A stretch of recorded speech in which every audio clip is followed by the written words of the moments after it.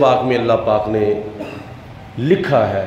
کہ اسی طرح جناب عیسیٰ علیہ السلام نے اپنی قوم کو جمع کیا، جمع کر کے ارشاد فرمایا وَمُبَشِّرًا، اے میری قوم میں تمہیں خوشخبری دیتا ہوں، کس کی؟ بے رسول، ایک رسول کی، یاتی جو آئے گا، من بعدی میرے آسمان پر جانے کے بعد، اسمہ احمد، اس کا نام نامی اسم گرامی احمد ہوگا۔ حضور علیہ السلام کا نام نامی اسم گرامی محمد اور احمد، یہ دو نام نبی پاک علیہ السلام کے ذاتی ہیں، باقی نام جو ہیں حضور علیہ السلام کے صفاتی ہیں۔ ایک سوال پیدا ہوتا ہے کہ حضرت عیسیٰ علیہ السلام نے اسمہ محمد کیوں نہیں کہا، اسمہ احمد کہا ہے؟ وہ اس لیے کہ جناب عیسیٰ علیہ السلام پتہ تھا کہ میں آسمان پر جا رہا ہوں، اور حضور علیہ السلام کا زمین کے اوپر نام نامی اسم گرامی مشہور جو ہوگا وہ محمد ہوگا، اور آسمانوں پر حضور علیہ السلام کا جو نام مشہور ہوگا وہ احمد ہوگا۔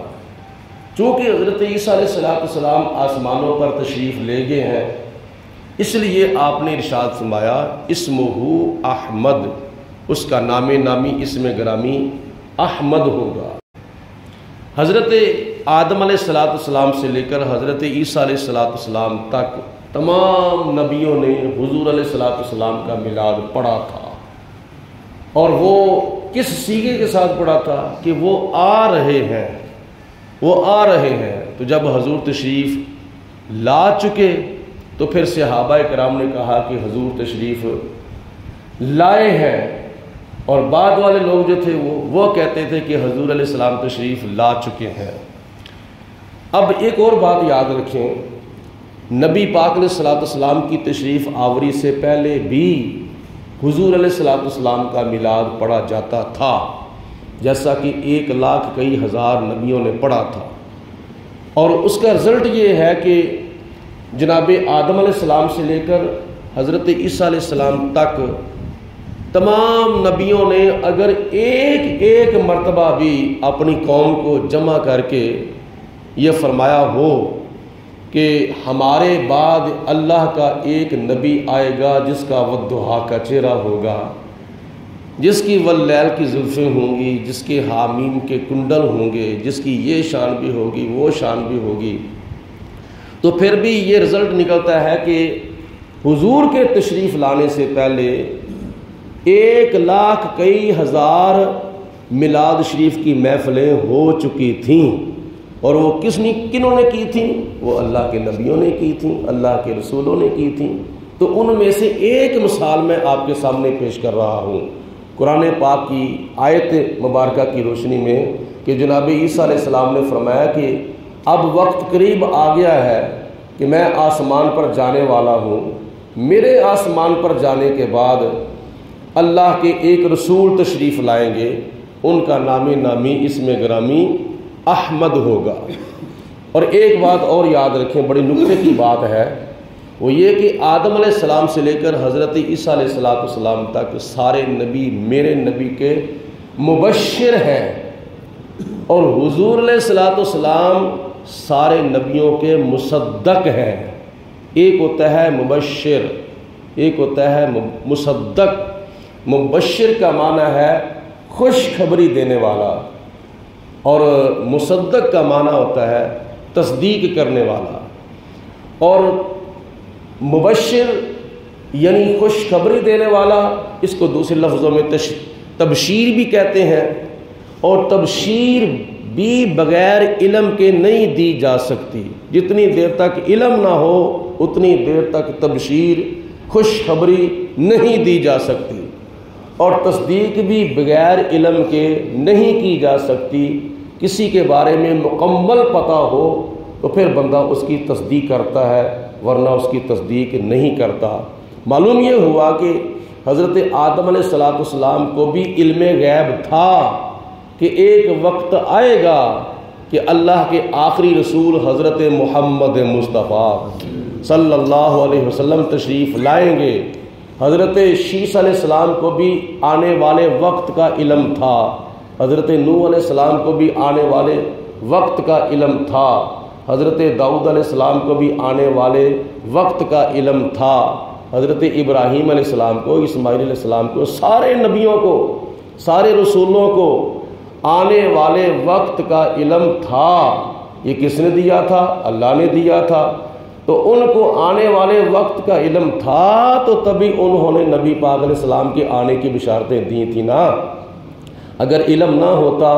تو کبھی بھی آنے والے وقت کے بارے میں یہ نہ بتاتے کہ فلاں وقت میں حضور علیہ السلام اللہ کے آخری نبی تشریف لائیں گے۔ پتہ چلتا ہے تو پھر علم ہوتا ہے۔ مثال کے طور پر یہ کسی جگہ پہ محفل میلاد ہو، وہاں 2-3 علماء یا چند علماء تشریف لائیں خطابات کرنے کے لیے، تو ان میں سے جو پہلے خطیب صاحب بیان کرتے ہیں تو وہ تقریر کے سٹارٹنگ میں یا تقریر کے آخر میں کہتے ہیں بھائی میرا بیان آپ لوگوں نے سن لیا ہے، اب میرے بعد فلاں خطیب صاحب تشریف لائیں گے۔ دوسرا کہتا ہے میرے بعد فلاں خطیب صاحب تشریف لائیں گے۔ تیسرا کہتا ہے کہ میرے بعد فلاں خطیب صاحب تشریف لائیں گے۔ تو پھر سارے یہی کہتے ہیں کہ ہم نے خطابات کر لیے ہیں، اب خصوصی خطاب فرمانے کے لیے فلاں خطیب صاحب تشریف لا رہے ہیں۔ اسی طرح پوری کائنات کو ایک جلسے کی شکل میں اللہ پاک نے تبدیل فرما کے یعنی پوری کائنات کا صاحب کا جلسہ کیا۔ تو پہلے بھیجا نبیوں کو، جاؤ نبیوں، جاؤ رسولوں، میرے آنے والے میرے آخری نبی کی خوشخبری دے دو کہ میں آخر پہ اپنا محبوب بھیج رہا ہوں، آخر پہ اپنا رسول بھیج رہا ہوں، جو رسولوں کا بھی رسول ہے، جو نبیوں کا بھی نبی ہے، جو پیغمبروں کا بھی پیغمبر ہے، میں اس کو آخر پہ بھیجوں گا۔ تم جا کے قوم کو بتاؤ کہ ہمارے آخر پہ ایک ایسا اللہ کا پیارا رسول تشریف لا رہا ہے جس کے صدقے یہ ساری کائنات کا جلسہ سجایا گیا ہے۔ تو یہ سارے نبیوں کو آنے والے وقت کا علم تھا، ٹھیک ہے۔ اسی طرح نبی پاک علیہ السلام سارے نبیوں کے مصدق ہیں، اور تصدیق بھی جو ہے وہ بغیر علم کے نہیں کی جا سکتی۔ آج اگر کسی آفیسر کے سامنے کوئی جا کے فارم رکھ دیا جائے، لو جی فلاں صاحب اس کی تصدیق کر دو، کیا نام ہے، میں نے یہ کام کروانا ہے، تو اگر وہ تصدیق کرنے والا اس سائل کو جانتا ہوگا ذاتی طور پر یہ کون ہے، اس کا نام کیا ہے، یہ کس کا بیٹا ہے، کس کا بھائی ہے، کس کا باپ ہے، کس جگہ پہ رہتا ہے، کیا اس کا ڈیٹا ہے، اور ذاتی طور پر اس کو جانتا ہوگا تو پھر اس کی تصدیق کرے گا۔ اگر ذاتی طور پر نہیں جانتا ہوگا تو پھر اس کی تصدیق نہیں کرے گا۔ قرآن پاک میں آتا ہے ثم جاءکم رسول مصدق لما معکم، اللہ فرماتا ہے کہ اے نبیوں، تمہارے سارے نبیوں کے جانے کے بعد آخر پہ میرے پیارے رسول تشریف لائیں گے، وہ تمہارے سارے نبیوں کے مصدق ہوں گے، یعنی سب کی تصدیق کریں گے کہ مجھ سے پہلے